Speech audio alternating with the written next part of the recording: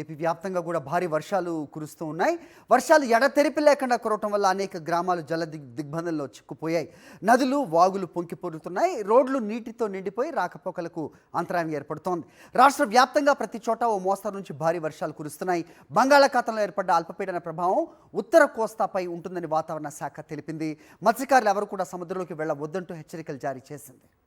బంగాళాఖాతంలో ఏర్పడిన అల్పపీడన ప్రభావంతో రాష్ట్రంలోని పలు జిల్లాల్లో మోస్తారు నుంచి భారీ వర్షాలు కురుస్తున్నాయి. ఇవాళ ఇది మరింత తీవ్ర రూపం దాల్చుతుందని వాతావరణ శాఖ ప్రకటించింది.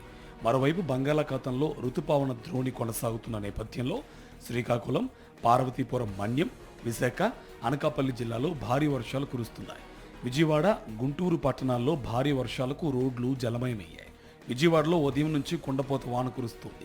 దీంతో రోడ్లు జలమయమయ్యాయి. విజయనగరం, పశ్చిమ గోదావరి, ఎన్టీఆర్ జిల్లా, గుంటూరు జిల్లాలో రాగల 24 గంటల్లో భారీ వర్షాలు కురుస్తాయని అధికారులు హెచ్చరించారు. ఉత్తర కోస్తాలోని పోర్టులకు 3వ నెంబరు ప్రమాద హెచ్చరికలు జారీ చేశారు.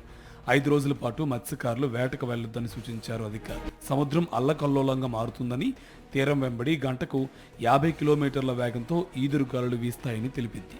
ఎగువన కురుస్తున్న భారీ వర్షాలతో శ్రీశైలం జలాశయానికి వరద ప్రవాహం కొనసాగుతుంది. ప్రస్తుతం 8 గేట్ల ద్వారా నాగార్జున సాగర్కు నీటిని విడుదల చేస్తున్నారు. ప్రకాశం బ్యారేజీకి ప్రవాహం నిలకడగా కొనసాగుతుంది.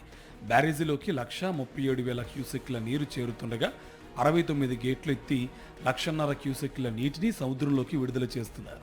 అల్లూరు జిల్లా చింతూరు ఏజెన్సీకి వరద ముప్పు పొంచి ఉంది. శబరి నదికి భారీగా వరద నీరు వచ్చి చేరుతుంది.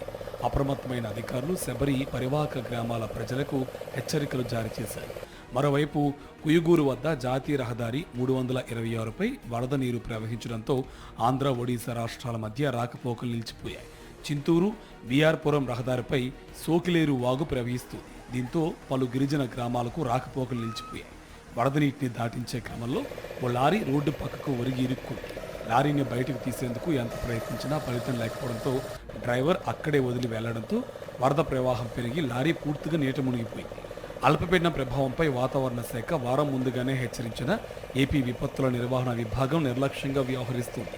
విశాఖలోని డాప్లర్ వెదర్ రాడార్ పనితీరు క్షీణించింది. గతంలో ప్రతి 10 నిమిషాలకు అప్డేట్ అందించే రాడార్ ఇప్పుడు గంటకోసారి మాత్రమే సమాచారం అందిస్తుంది. అయినప్పటికీ అధికారులు వ్యవస్థను సరిచేయడం లేదనే విమర్శలు వినిపిస్తున్నాయి.